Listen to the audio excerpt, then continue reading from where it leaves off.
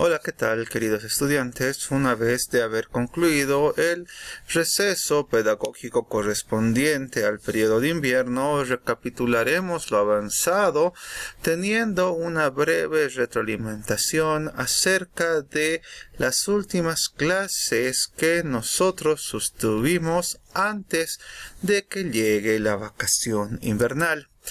Este video realizará una retroalimentación corta acerca de la introducción a la morfosintaxis.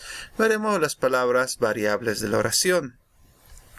Como ustedes ya recordarán, observamos antes de este descanso el origen del español, que tiene sus raíces en las variantes indoeuropeas propias de esta familia. De la misma forma, el español llega a ser una de las lenguas romances que surgieron a partir de la interacción del latín con las distintas lenguas de los diferentes imperios, colonias o pueblos subyugados, entre ellos los pueblos propios de la península ibérica. Gracias a ello, recordamos que nosotros tenemos una lengua que se relaciona con otras, como son el inglés, el portugués, el italiano y otro tipo de idiomas, puesto que tienen como punto de partida no solo la misma familia lingüística, que serían propias del origen indoeuropeo, sino también un tronco común en relación al latín. De la misma forma pudimos observar cómo a partir de todos estos aspectos el origen del español se dio gracias a la expansión del imperio de Castilla hacia las colonias latinoamericanas. De esta forma nosotros podemos hacer una relación con la rama o la ciencia que estudiará el idioma español y cualquier otro idioma del mundo.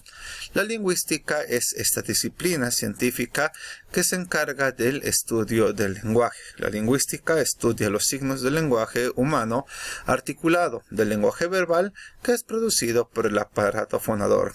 De la misma forma, nosotros vimos que hay diferentes clasificaciones de esta lingüística y una de ellas es la lingüística descriptiva, que se encarga de los elementos del lenguaje verbal y describe las clases de palabras en relación a la sintaxis, las reglas gramaticales y los fonemas. Básicamente, esta lingüística descriptiva sería la gramática que tradicionalmente se conoce para el estudio de la lengua. Esta gramática estudiará las reglas y los principios que regulan el uso de las lenguas y la organización de las palabras dentro de una oración. De la misma forma, la gramática es la parte del estudio general del lenguaje denominado lingüística.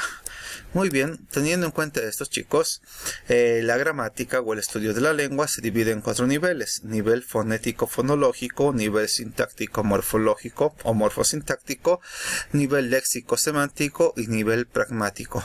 En este sentido, podemos observar que estos 4 niveles se van a orientar tanto a los sonidos como a la lógica de las palabras, a el significado de las palabras y, para terminar, a la práctica del habla propia en una lengua en uso. Continuamos con todo ello y podemos ver cómo la fonología, como ya lo mencioné, la fonología y la fonética se ocupan de los significantes sonoros de una lengua. La fonética en los sonidos en cuanto a realizaciones materiales y la fonología en relación al sonido abstracto de la lengua. Posteriormente a ello podemos ver la morfología y sintaxis, donde la morfología se ocupa de las formas de las palabras. La sintaxis se caracteriza por ocuparse del estudio de las funciones y relaciones de estas palabras. Haciendo una unión de las dos, tenemos la morfosintaxis, que se encargaría del estudio de las funciones y las relaciones de las palabras en cuanto a su forma y su propia articulación. De la misma forma, chicos y chicas, la semántica y la pragmática han sido analizados en las anteriores ocasiones. La semántica se encarga del significado, o lo que es lo mismo, el plano del contenido de una lengua. La pragmática se interesa por el modo en que el contexto influye en la interpretación del significado. Observaremos entonces, como primer tema de la morfosintaxis, las partes de la oración. Ahora bien, la oración va a tener palabras variables e invariables. En la lengua española hay palabras que pueden cambiar de forma y algunas que no pueden cambiar. Si, por ejemplo, nosotros nos referimos a la acción de trabajar, esta palabra puede decirse o escribirse de muchas formas. Puedo decir trabajo en relación a mi persona en el momento presente.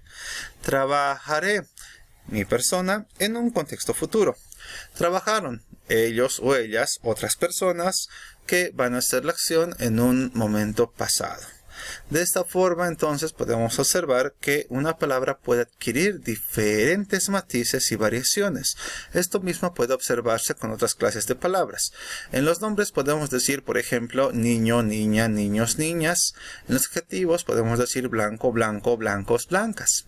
De esta forma, estas palabras tienen diferentes desinencias que llegan a ser algunos tipos de sufijos, prefijos o infijos que logran dar variaciones de significado y de contextualización a las determinadas palabras, ¿sí? Por otra parte, también teniendo en cuenta, hay otras palabras que no admiten cambios de forma. Por ejemplo, las palabras entonces, allí, muy, desde, en, aunque, etc. siempre se dicen y se escriben de la misma manera. Estos llegan a ser los adverbios, las preposiciones y las conjunciones. Un ejemplo, la palabra niño puede tener una desinencia o una variación de género y se puede decir niña. En cambio, la palabra entonces va a carecer de género. No hay entonces, por ejemplo, y tampoco tienen plural. Por lo tanto, llega a ser una palabra invariable, ya que no va a modificarse ni en el contexto ni en cuanto a las intenciones comunicativas. Ahora bien, lo que nosotros vamos a observar es la distinción entre palabras variables o invariables. Las palabras variables admiten cambio o flexión en su forma. Son el verbo, el nombre, el adjetivo, el determinante y el pronombre. Las palabras invariables son las que no admiten cambio o flexión.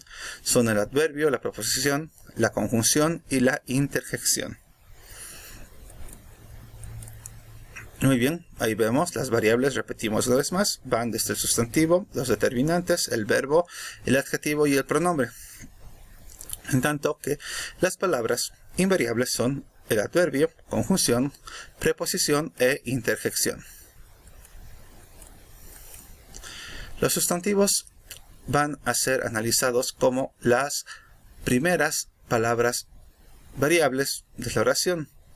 Empezamos este recorrido por la morfosintaxis observando la primera categoría gramatical o el primer tipo de palabra variable, que llega a ser el nombre o el sustantivo. Los sustantivos son palabras léxicas que denotan entidades materiales o inmateriales de toda naturaleza y condición. Esto son las personas. Las personas no solamente son los seres humanos, animales o cosas, llega a ser cualquier tipo de entidades materiales o inmateriales, reales o ficticias. El género y el número de los sustantivos va a ser una de las características propias del nombre o sustantivo. Los sustantivos tienen variación de género y número. Esto será considerado como los accidentes gramaticales en una clasificación gramatical antigua. El género de los sustantivos que designan a seres sexuados. Los sustantivos que indican su género mediante la terminación pueden lograrse con el femenino mediante el cambio de vocal, agregando una vocal o con terminaciones especiales. Por ejemplo, tenemos mono, mona, león, leona, gallo, gallina. La primera forma de generar un cambio en el género de masculino a femenino llega a ser, obviamente, como ya saben, lo más fácil, introducir una vocal A. Sin embargo, otra forma llega a ser la siguiente. Los sustantivos que indican cambio de género mediante el artículo son sustantivos de terminación invariable y con la misma palabra se refieren a una persona de sexo masculino o femenino. Un ejemplo, si yo digo psiquiatra, me puedo referir a una persona masculina que sea psiquiatra o a una mujer que sea psiquiatra.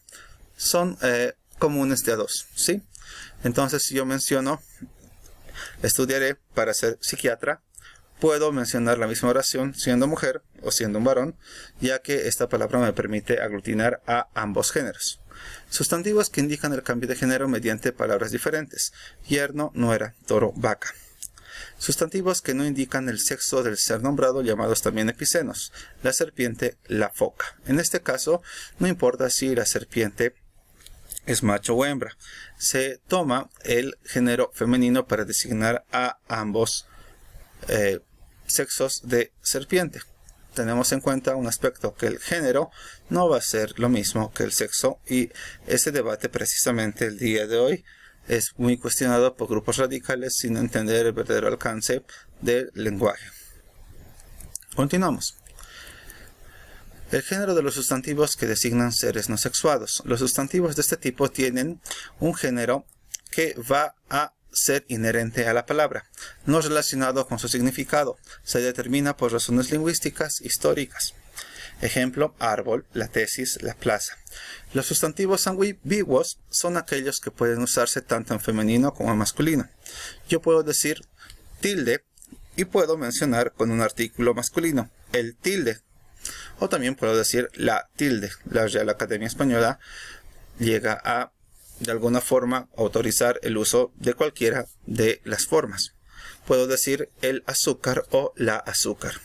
Puedo decir el margen o la margen. Puedo decir el maratón o la maratón.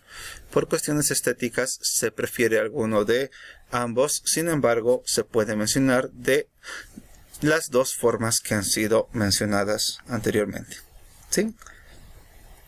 De la misma forma, el número del nombre sustantivo. El número puede ser singular o plural. El cambio de una forma singular a otra plural es un cambio morfológico de flexión. Sigue las siguientes reglas. La primera regla es que los sustantivos terminados en vocal. Si los sustantivos terminados en vocal acentuada o vocal átona son los siguientes, se agregará una S. Para bolsa será bolsas, para jefe, jefes, para tribu, tribus. En otro caso, si los sustantivos terminados en I o en U tónicas, se agrega la terminación es, a pesar de que también se han generalizado los agregados de S. Por ejemplo, si es la palabra ají con una tilde en la última letra, su plural tendría que ser ajíes. De ombú, ombúes. ¿Sí?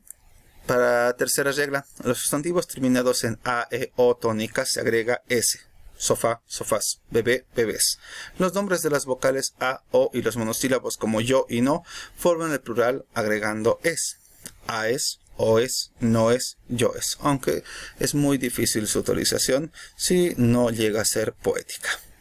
El número del nombre sustantivo. Los sustantivos terminados en consonante siguen las siguientes reglas. Si son terminados en consonante O, en I se les agrega es. Por ejemplo, calor, calores. Buey, bueyes. Si se trata de sustantivos graves o esdrújulos terminados en la letra S o en la X, el plural no cambia y es el artículo el encargado de señalar el género y el número. Por ejemplo, lunes, en lugar de decir el lunes, puedo decir los lunes. En lugar de decir el análisis, puedo decir los análisis. Simplemente el número lo da el artículo que lo antecede. Si el sustantivo terminado en S o en X es una palabra aguda o monosílabo, su forma plural se forma agregando es. Por ejemplo, fax, faxes, tos, toses. ¿Sí? De esta forma podemos generar el número. Los sustantivos compuestos. Los sustantivos compuestos por otros sustantivos que forman una sola unidad léxica siguen la regla general. Telaraña, telarañas. Bocacalle, bocacalles. Compraventa, compraventas. Es diferente el caso de los que no se han unido como un nombre. Como por ejemplo, hombre rana, palabra clave, coche cama. Sí, los sustantivos compuestos formados por un verbo y un sustantivo en su mayoría se usan en plural. Quitamanchas, cortaplumas, limpiavidrios, cortapapeles, cumpleaños. Para finalizar, entonces, podemos observar que los que se escriben separados por un guión, la variación de número la experimenta la segunda palabra. Por ejemplo, germano-soviético, germano-soviéticos. ¿Sí? Los compuestos sintácticos, formados habitualmente por sustantivo más un sustantivo, añaden un morfema de plural solo al primer sustantivo. Golpes de suerte en lugar de golpe de suerte. ¿Sí? Y ahí vemos una clasificación de los sustantivos según el significado, y esto lo repasaremos en clases. Espero que esta explicación haya sido de su agrado y nos vemos la siguiente sesión. Muchas gracias y esta retroalimentación ha sido beneficiosa para ustedes. Hasta luego.